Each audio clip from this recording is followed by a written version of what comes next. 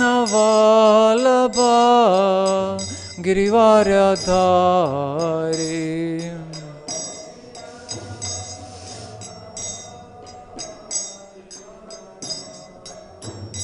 Jaya Gopi Janavālabha Girivaradhari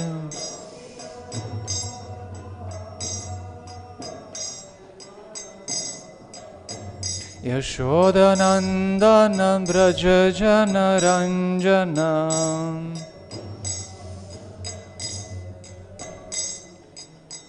Yashodanandana Braja Janaranjana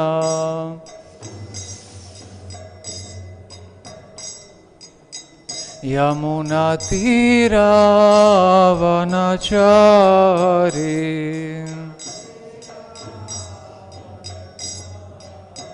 Yamunatira Vanachari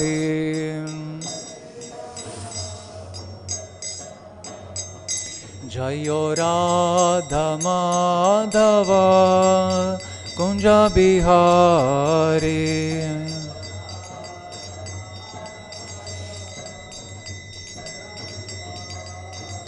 Jayo Radha Madhava Kunja Bihari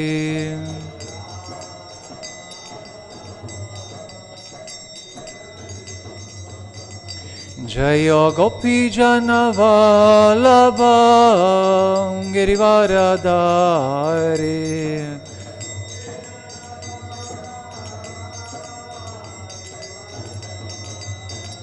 Jaya Gopi Janavālabha Girivaradhari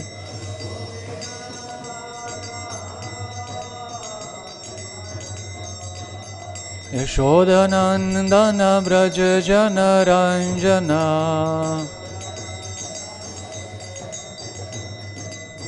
Yashodanandana Braja Janaranjana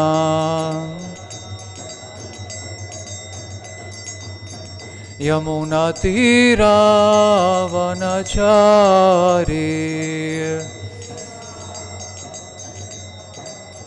Yamunatira Vanachari Jaya Radha Madhava Kunja Bihari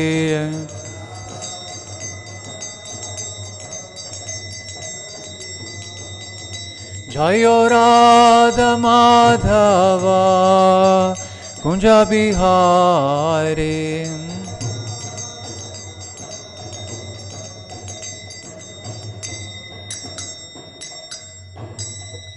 Shri Shri Radha Madhava ki jai, Shri Shri Gauranitai ki jai, Srila Prabhupada ki jai.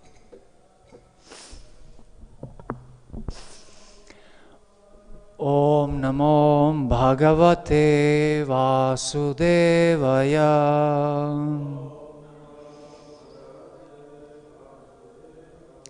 Om Namo Bhagavate Vasudevaya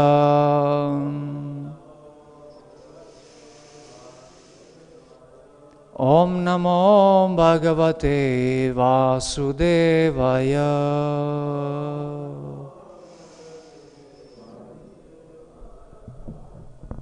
Hare Krishna to all assembled devotees. This morning we are reading from Srimad Bhagavatam, Canto 13, text 24.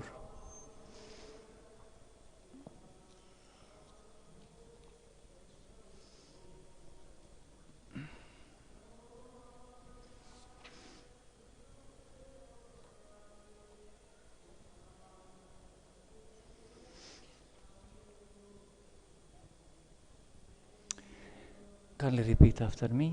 Agniḥ, nisṛṣṭaḥ, dattaḥ, garaḥ, dārāḥ, dūṣitāḥ, hṛtam, kṣetraṁ, dhanam, yeṣāṁ, tad-dattaḥ, asubhiḥ kiyat agnir nisṛṣṭo dattaś agnir nisṛṣṭo dattaś garo dārāś dūṣitāḥ garo dārāś dūṣitāḥ hṛtaṁ kṣetraṁ dhanam yeṣāṁ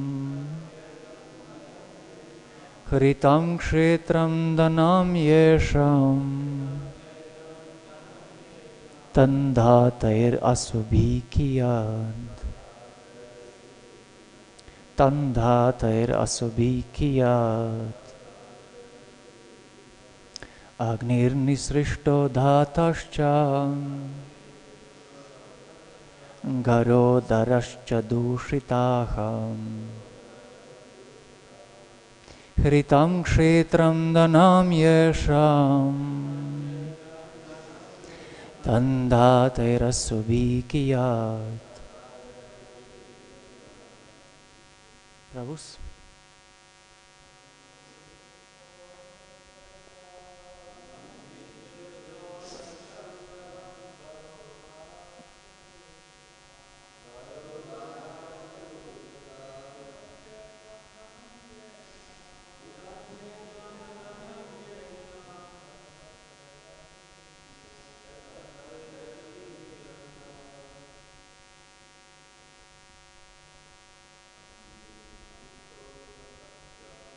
Agnir nisṛṣṭo dattaś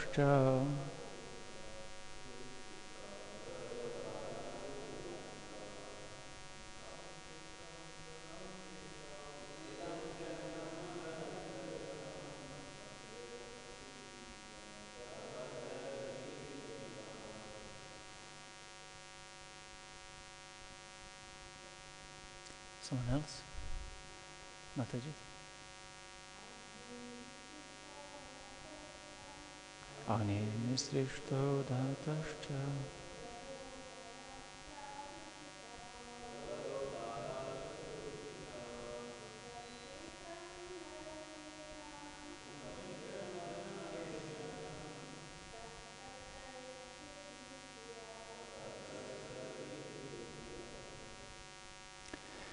agniḥ, fire, nisṛṣṭaḥ, set, dattaḥ, given, cha, and, garaḥ, poison, dārāḥ,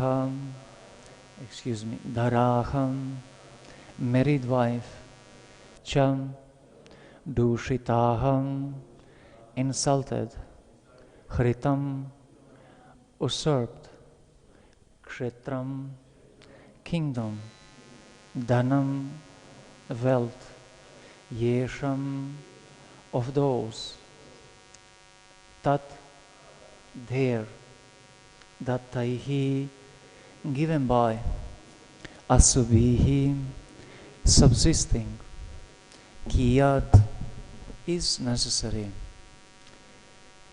Translation and purport by His Divine Grace, A.C. Bhaktivedanta Swami Prabhupada.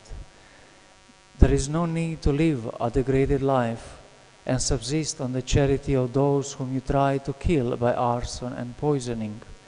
You also insulted one of their wives and usurped their kingdom and wealth. The system of varnashram religion sets aside a part of one's life completely for the purpose of self-realization and attainment of salvation in the human form of life. That is a routine division of life, but persons like Dhritarashtra, even at their very ripened age, want to stay home even in a degraded condition of accepting charity from enemies. Vidura wanted to point this out and impressed upon him that it was better to die like his sons than accept such humiliating charity. 5,000 years ago, there was one Dhritarashtra, but at the present moment, there are Dhritarashtras in every home. Politicians especially do not retire from political activities unless they are dragged by the cruel hand of death or killed by some opposing element. To stick to family life to the end of one's human life is the grossest type of degradation, and there is absolute need for the Viduras to educate such dhritarashtras even at the present moment. Om Jnanantimirandasya Jnananjana Shalakaya Chakshurumilitam Yena Tasmai Shri Gurave Namaha Shri Chaitanya Manobhishtam Stapitam Yena Bhutale Swayam Rupa Kadam Mahyam Dadati Svapadantikam Vandeham Shri Guru Shri Yuta Padakamalam Shri Gurun Vaishnavanscha Shri Rupam Sagrajatam Sahagana Ragunatanvitam Tam Sajivam Sadvaitam Savadutam Parijana Sahitam Krishna Chaitanya Devam Shri Radha Krishna Padan Sahagana Lalita Shri Vishakavitamscha He Krishna Karuna Sindho Dinabandho Jagatpate Gopesha Gopika Kanta Radha Kanta Namostute Tapta Kanchana Gorangi Radhe Vrindavaneshwari Vrishabhanu Sute Devi Pranamami Hari Priye Vanchakalpatarubhyascha Kripa Sindhubhya evacha Patitanam Pavanebhyo Vaishnavebhyo Namo Namaha Jaya Shri Krishna Chaitanya Prabhu Nityananda Shri Advaita Gadadara Shrivasadi Gaura Bhakta Vrinda Hare Krishna Krishna Krishna Hare Hare Hare Rama Rama Rama Hare Hare. Thank you very much for assembling this morning on Srimad Bhagavatam class. It is my pleasure and honor to serve you in this way, and by blessings of Guru Parampara and their lordships, Shri Radha Madhava, Panchatattva, I'll be able to serve you in a proper way. So, in Srimad Bhagavatam, it is mentioned by rishis that along the topics of bhakti, there are some topics which are not actually directly related with devotional service, but there are some good lessons to learn from them. So not all lessons in Srimad Bhagavatam are exclusively for devotional service, but they are useful to learn. So in the context of the present teachings and the especially first canto, we see that the dealings of royal family especially is very intriguing when you have in one royal family black and white royal nobility. So that must be very much intriguing, just like there was Pandavas and Kurus in one family living together. So dealing with life and death is shown in first canto because Maharaj Parishit was born, and now it is dealing with death, preparation for death of Dhritarashtra, and also after that the chapter is how Krishna have left this world, show the perfect example by being Vanaprastha, and later how Pandavas have retired timely. So in this chapter especially we see the return of Vidura to palace in Hastinapura, and how he dealt with his relatives, and how he have convinced by his instructions, Upadesha, Dhritarashtra to leave home. So that would be the essence. So it is the occasion after the war and after the Krishna left Hastinapura for Dwaraka, and then Vidura is coming back to Hastinapura, to royal palace. And in that occasion the news have spread, and then all relatives of Vidura have came out. The warriors from Kurukshetra, all who have survived, but not many have survived. Pandavas have survived, their sons have not survived.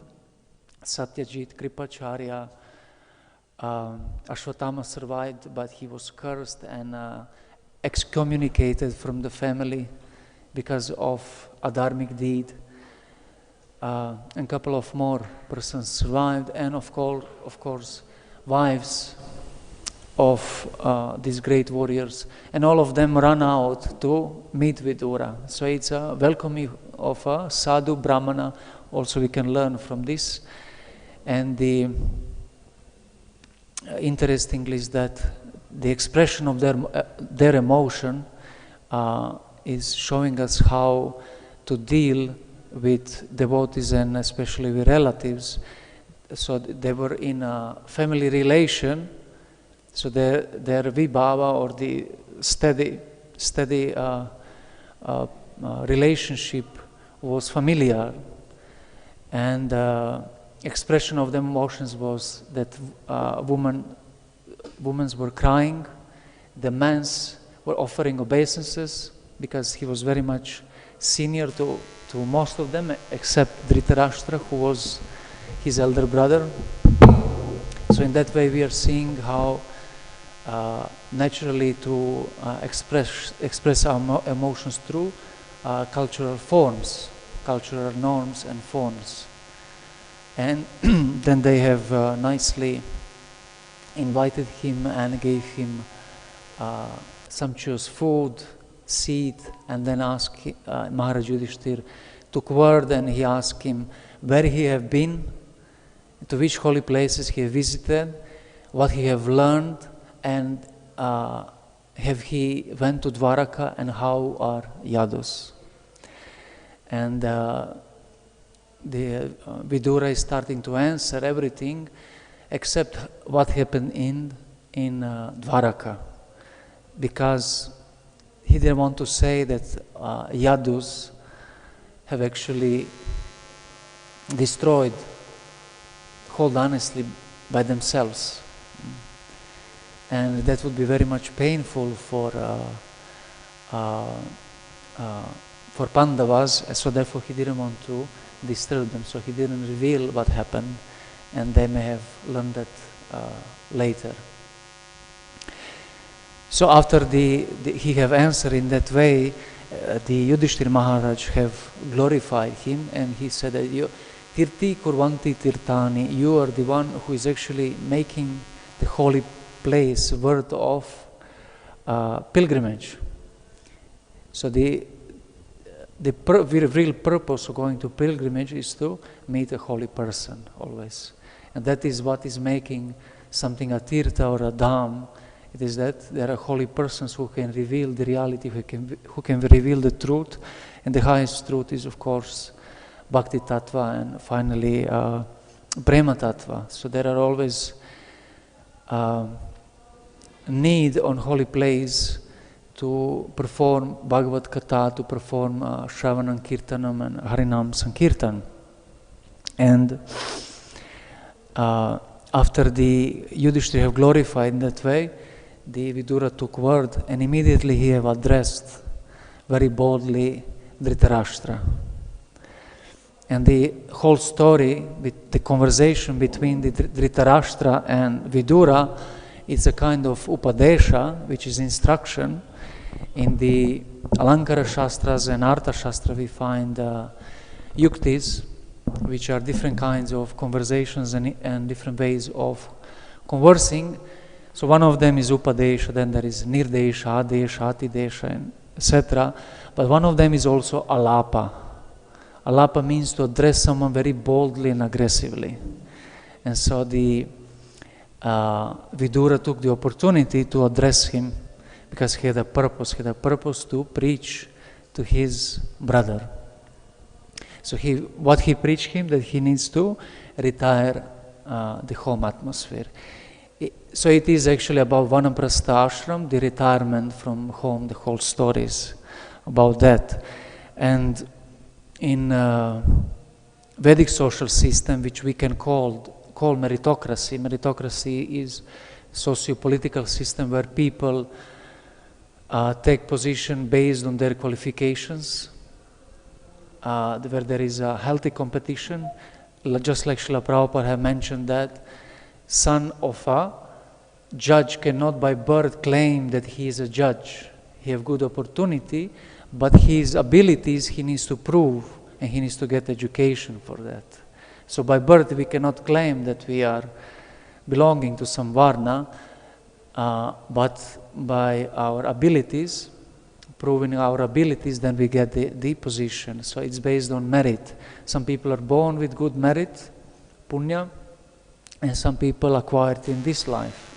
We are born with some tendencies, but we need to actually actualize them in life, and that way we get the position. So based on these qualities, the Vedic system, Daivi Varnashrama, divine socio-spiritual system, is prescribing that Shudra can take one ashram, and that is Grihastha ashram. The Vaishya can take two, Brahmachari and Grihastha ashram. The Kshatriya can take three, Brahmachari, Grihastha and Vanaprastha, and Brahmana can only go through all four ashrams, that is Brahmachari, Grihastha, Vanaprastha and Sannyas. So it is based on Vairagya Vidya, the renunciation and knowledge which person have. In that way he is progressing through different spiritual stages of life, different spiritual orders of life. So Dhritarashtra, being a king, he was eligible to take vanaprastha ashram, to go to forest. Panchash ordvam vanam rajet. After the 50 years of age, person is advised to go to the forest, to go into seclusion and practice spiritual exercises. So the Dhritarashtra, being eligible, he already took the retirement from his occupation. Just when his son Duryodhana was appointed by him to become a king, in that way he became, in a sense, just an advisor, and he is retired. But now the Vidura is instructing him to retire also from spiritual order, from ordination, not only from occupation but also ordination. For example, when monks are ordained, they are part of some order. That's kind of ceremony is called ordination. So he was advised also to leave Grihastha ashram, householder stage of life. So that kind of renunciation is necessary for those who want to advance in spiritual life. And among sannyasis, there are different kinds.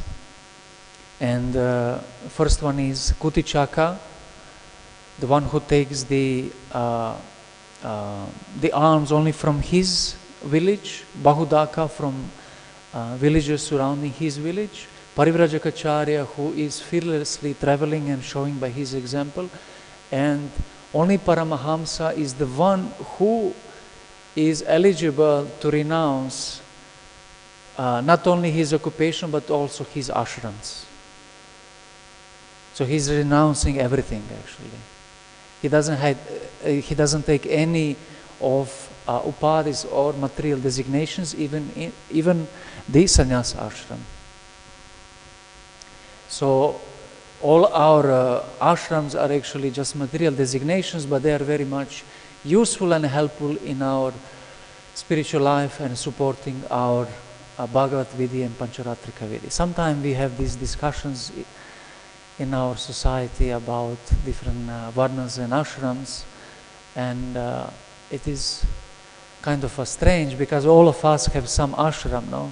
And still we think, do we need varnashram?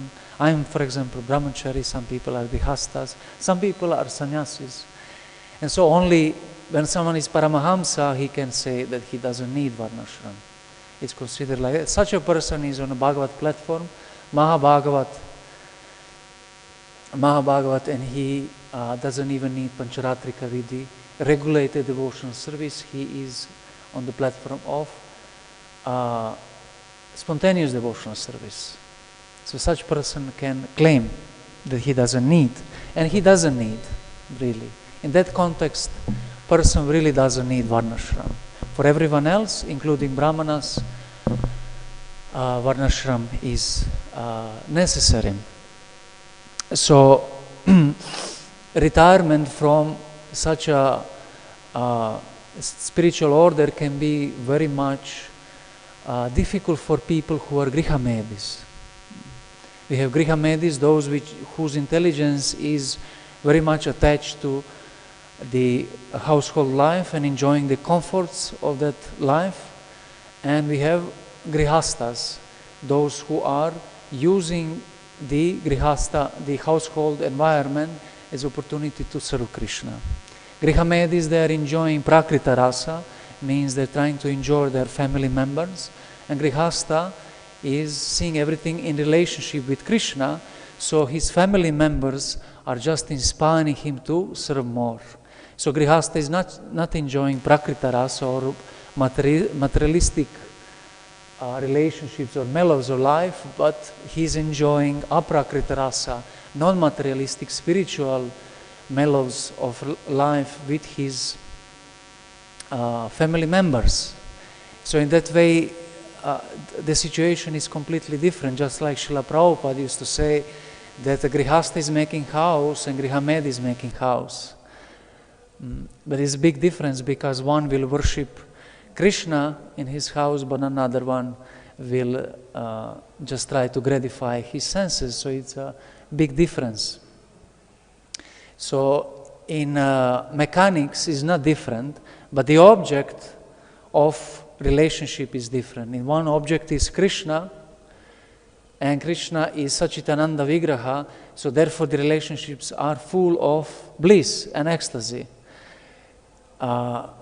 In other one, the object of relationship is just matter, and when matter doesn't give enough satisfaction, the people become frustrated by each other, and they think, what is wrong with their family members? Actually, nothing is wrong with others. Is just our problem that we are prakrita purusha, materialistic enjoyer, which is trying to exploit everyone. That is the root cause. So in mechanics can look the same, but in essence is very much different. So in relationships we know that there is mukhya rasa and gauna rasa. Mukhya are primary relationships and gauna rasa are secondary.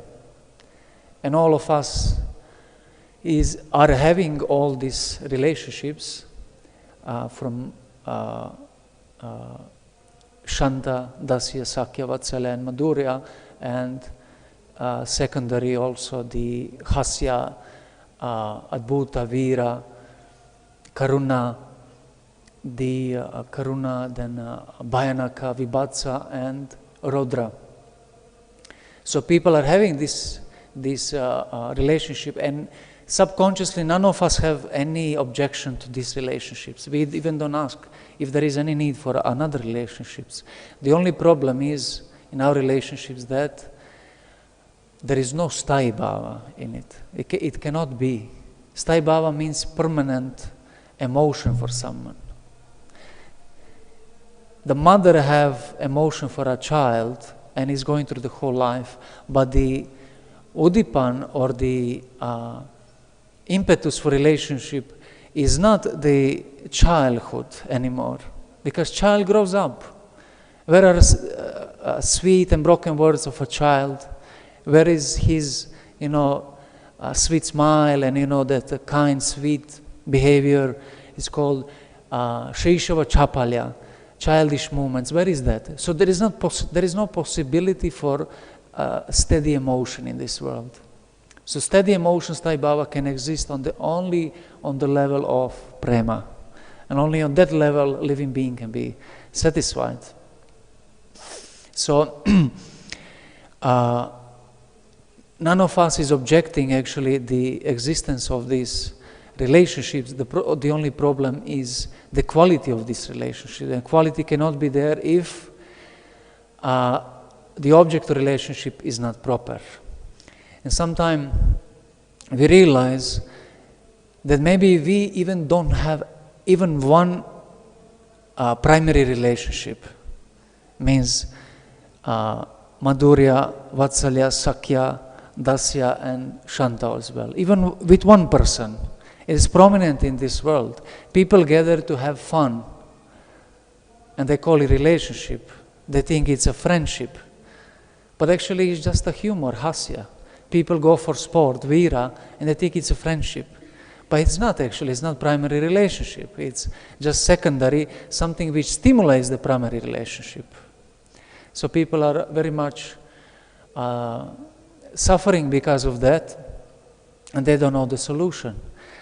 Another thing is also that in relationship there is angirasa and angarasa. Angirasa is the primary relationship, and the secondary is angarasa. Angi is the masculine, anga is the feminine. The feminine is following the masculine. So the secondary relationships are supporting the primary. That is the most normal situation. But sometime can happen that the secondary relationship can take the prominent role in life. And that is the situation between the Dhritarashtra and Vidura. Their relationship, main relationship, Visha and Ashra, is that they are brothers. There was a Pandu who was also their brother. And Vidura is younger brother than Dhritarashtra, and he is also son of Shudrani.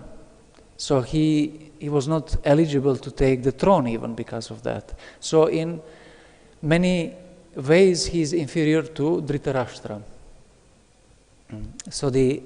But in this conversation we see one very interesting thing, that the object is Dhritarashtra of conversation, and the ashraya, the one who is having the predominant emotion, is Vidura. And Vidura came back with a brotherly feeling, but now the most prominent rasa is Karuna rasa. In one of the purports, Srila Prabhupada is saying that Vidura, just because of his mercy, came to save his brother. So it is just because of his mercy. He didn't come to enjoy the royal comforts. And that is the nature of sadhu. He was traveling, he have been living with sadhus, he have learned from Maitreya, and he came back, and now from that renounced position, fully boldly, he is doing preaching to him. So the most prominent is Karuna Rasa, and their brotherhood is now in the background. And how he is trying to teach him, trying to invoke some kind of a fear in him, Bhayanaka Rasa and Vibhatsa Rasa, discussed with his body and with his past deeds. Fear, he is saying that time will, unsurmountable time, will definitely overcome us. There is no pratikriya. Pratikriya is remedy. For every kriya, in Vedic tradition, there is some pratikriya, something to remove the reaction, bad reaction. But he's saying for time there is no pratikriya. So he's instilling fear in his heart, Bhayanaka Rasa, and he's trying to make disgust with his body. He's saying your teeth are already loose, your liver is weak, and you are coughing mucus. And just remember your past deeds. You should be disgusted with your deeds. You're trying to poison these brothers. and you try to put them on fire, so many bad deeds, how you're not disgusted with your position. And not only that, you're now eating in their house. Those who killed your sons, like Bhima, who killed both the most dearest son to Duryodhana, to Dhritarashtra, Duryodhana and Dushasan, Bhima, and now you're eating his remnants. So boldly he's stating to him. So he's trying to create some kind of intelligence in him, try to strengthen his intelligence and wisdom. His goal actually was to create the peace in his heart. The peace comes from renunciation. The commentators on Rasa Shastra saying that generally the Madhurya rasa is the most prominent in this world because it's completely opposite of the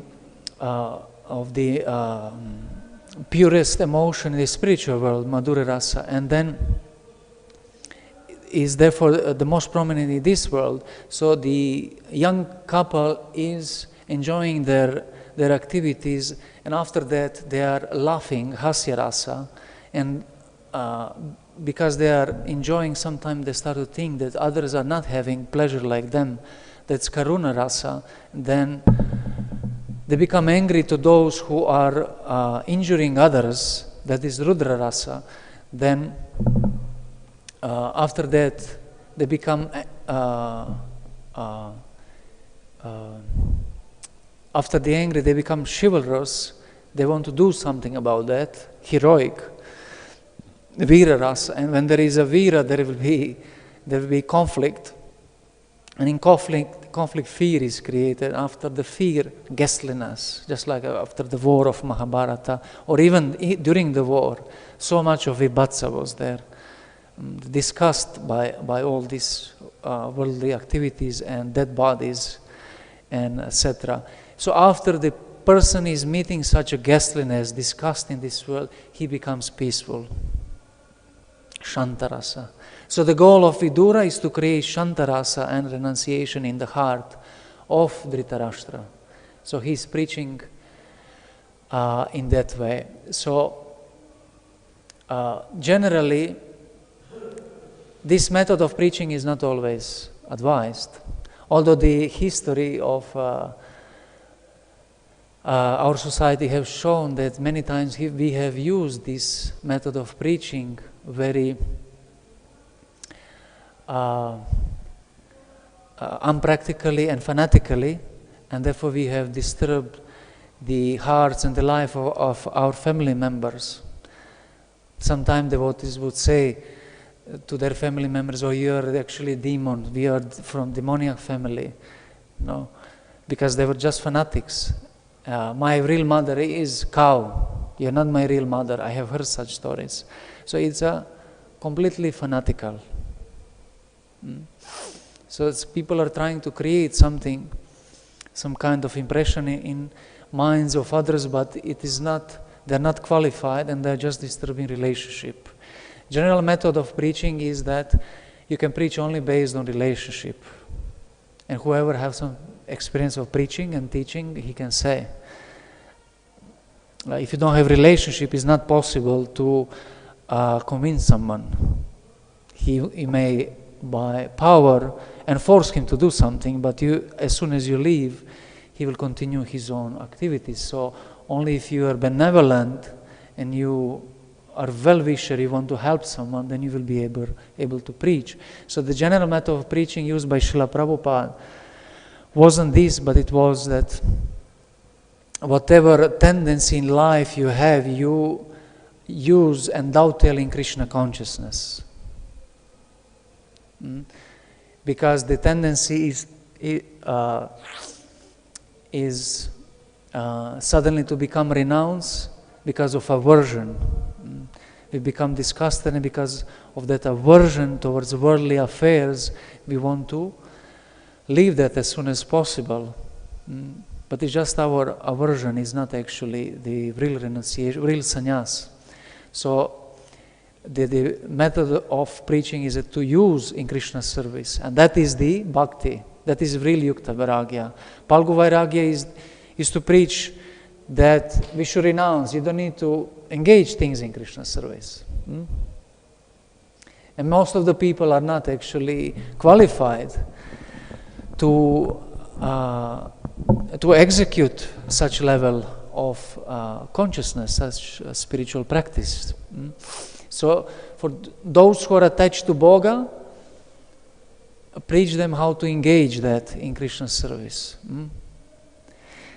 And then naturally Thiaga will be created in their hearts. The Thiaga means that someone who is disgusted, he's doing activity, but he is not enjoying the result of the activity. So such person can offer the results either in humanitarian activities, in society in general, but the best is to offer it to Krishna. So perform activity but offer the results to Krishna. But sometimes when someone is so much attached to sense enjoyment, you need to preach to him that he needs to stop his activities. Because his activities are ruining him. He's not practicing varnashram, he's not performing his duty properly. He is just misusing his position in varnashram. Therefore you need to tell him, you need to leave. Just like Upanishads, the Veda Mata in Upanishads is teaching, the activity is bad. Why is that? For all those who doesn't have good mentality.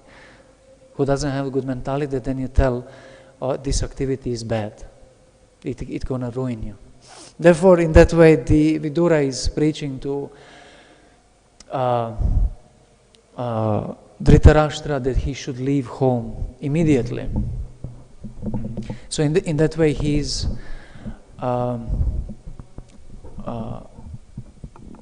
creating renunciation in his heart, and in further lessons it is said that he created the resolute determination in his mind. So the wisdom was created. The point of preaching, or let us call it bold preaching, is not to be sentimental and fanatical, but to be logical. You see, the acharyas, they use logic when they are preaching. But many times we as devotees, we use our sentiments, either attachment or aversion. So Vidura he's using logic. The most dear things to the politician, to the king, he is showing what is the adverse reaction to his attachments. The adverse reaction is that he is taking the remnants of his enemies, eating in the house of his enemies. His body is deteriorating. So there is nothing to enjoy in such house. So he created the resolute determination to do spiritual practice, and he is also convinced that he needs to go to the forest. He advised him to go to the north, on the south side of Himalayas, and perform austerities over there. Now, I would just for the end mention the most amazing dharmic reaction and beautiful character of Yudhishthir. After this, the Dhritarashtra have finally, one morning, without saying to anyone, left. That morning, the Yudhishthir have performed his morning duties, oblations, ablution, and then he was coming to the palace, and he asked, "Where is my uncle? Where is my aunt? Where is Idura, the most dear uncle?" And then Sanjaya couldn't even say what happened actually. And then the Yudhishthir started to condemn himself. He said, "Did they left this royal palace because we have mistreated them? Just look how bad we are actually. They have, when we lost our father, Maharaj Pandu, they have gave us everything in our childhood. They're responsible for our growth, how we grew up in this royal palace. and we have just killed all their sons. How bad we are actually. So you see the beautiful character of a qualified king. He's always looking for the benefit of people. And that is the real role of a king, to be well-wisher. The service to community, the service to society is the real role of a politician, is a real role of administration. So from this lesson of Vidura we are learning many things connected with teachings of Srimad Bhagavatam, although may not be directly in connection with bhakti, and especially Shuddha Bhakti, but is teaching us renunciation, which is useful for bhakti, our performance of devotional service. With this I would thank you and ask maybe if there is any question. Yes, Prabhu. Hare Krishna, Prabhuji. Dandavat Pranam, Prabhuji. My query is that if from this purport or from this sloka, if you understand that Vidura pointing out Dhritarashtra to take up the Banaprastha,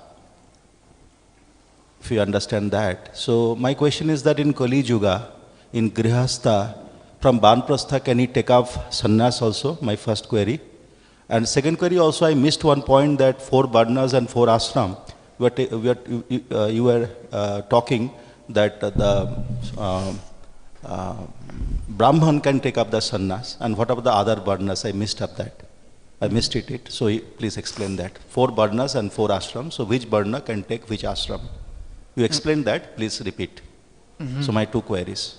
So the first query was in Kali Yuga, in yeah. Grihastha can take after Banprastha can sannyas in Grihastha. In Kali Yuga, the Grihastha can take sannyas. Sannyas. Oh, okay. The clarification of that. So in the beginning we said that it's based on qualification and not on the social position. So it's important to understand that we are getting varna, but qualification not by birth. So the whole system is that you are progressing based on qualification. And the tendency cannot be changed, but can be purified. Therefore the ashram is the most important, because through ashram everyone is purified. Shudra, Vaishya, Vanaprastha and Sannyas are, Shudra, Vaishya, Kshatriya and Brahman are purified through ashram.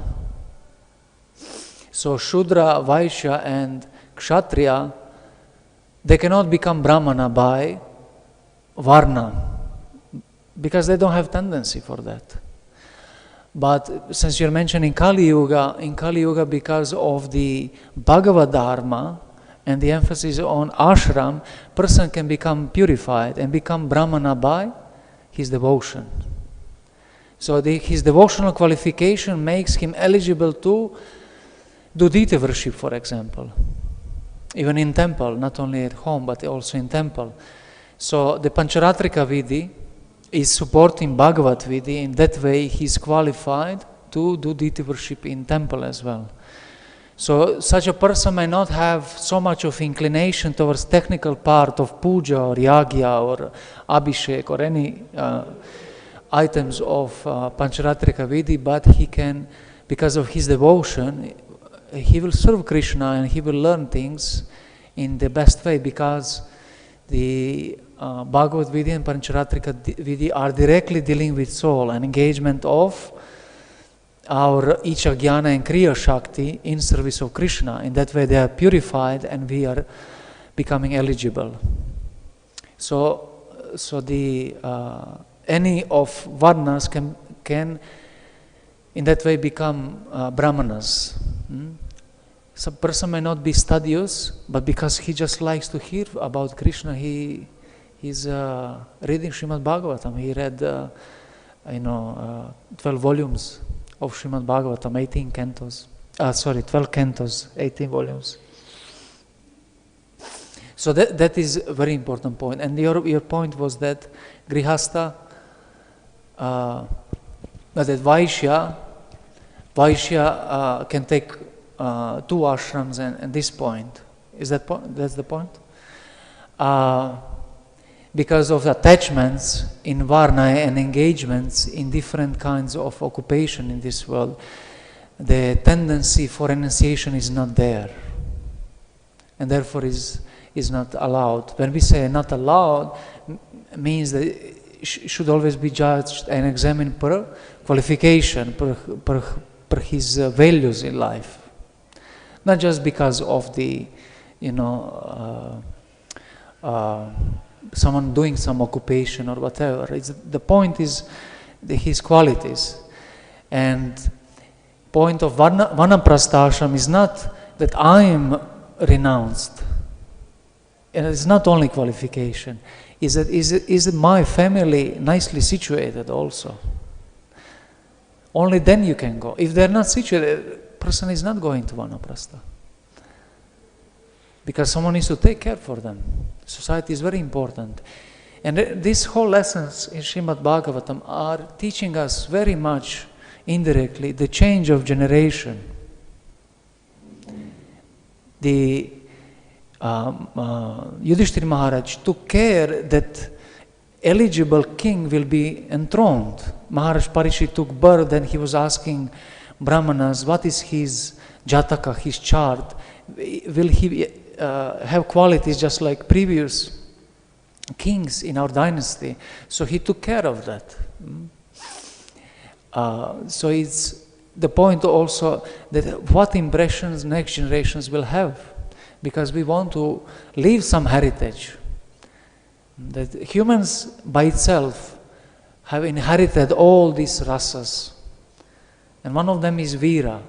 So we should live heroical life, sacrifice for community, for benefit of next generations, in that way, take care of them. So grihastha ashram is very much glorious. But your question is also, can grihastha go directly to sannyas, isn't it? So it is because of all these attachments. Vanaprastha ashram is serving as a gateway to sannyas ashram, because they are quite similar. And slowly the diet and the activities of grihastha are changing. It's advised that he doesn't eat so much grains, because grains are producing semen. And the people who are strong, they should do sacrifice in life. But after the renunciation of activities in vanaprastha ashram is gradual renunciation of activities is advised. Therefore, a person should go through that ashram progressively, and then he is eligible to take sannyas. And the last question is, so the best is to go through that.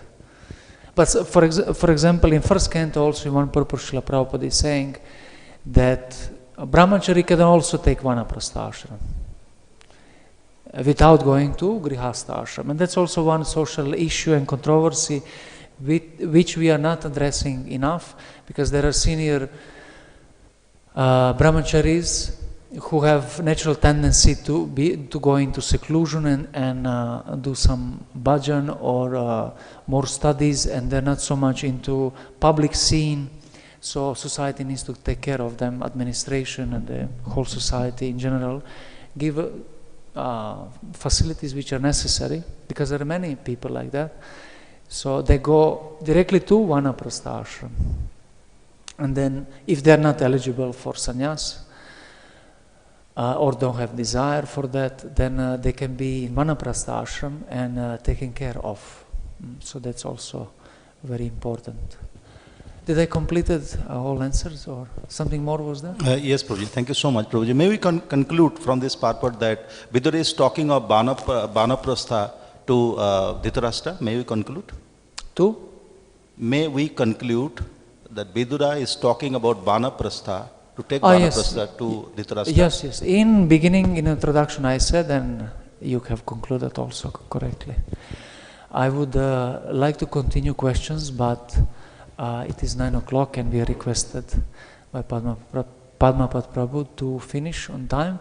But if there is any question, I'll be more than glad to answer after the class.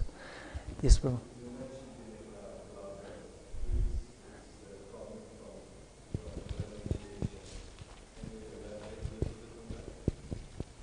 You mentioned in the class that peace is coming from renunciation.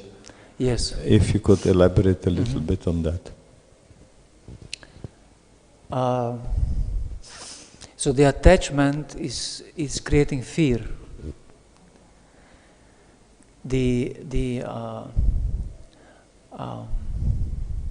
attachment is creating fear because we are thinking what will happen to people or to objects of my affection. Naturally creates the fear. And if we have an opposite, they nurture each other. If you have a fear in life, that will naturally create the attachment. Oh, I need to create facilities which will maintain myself. So they're nurturing each other, the fear and the attachment. And the worldly ongoings, family ongoings are generally like that. So the renunciate doesn't have fear because he's detached. He doesn't have that detachment in life. He doesn't have that attachment in life. So if there is no detachment, then no fear. That doesn't mean that he is indifferent or callous. He knows that by time everything will be destroyed. And he knows that consciousness is Ajitananda, and then he will live eternally, and he lives eternally. He have realized Ajitananda, the existence is eternal. There is that the matter is non-existent, is temporary. So if it's temporary, then why to have attachment for it? But it should be worked on that. We cannot just imagine it. It is there. We should work on it in our life and realize it by application. So slowly, gradually, from renunciation come to the real level of detachment, which is sannyas. The difference between Thiaga and Sannyas is that in Thiaga, person is renouncing the result of his actions.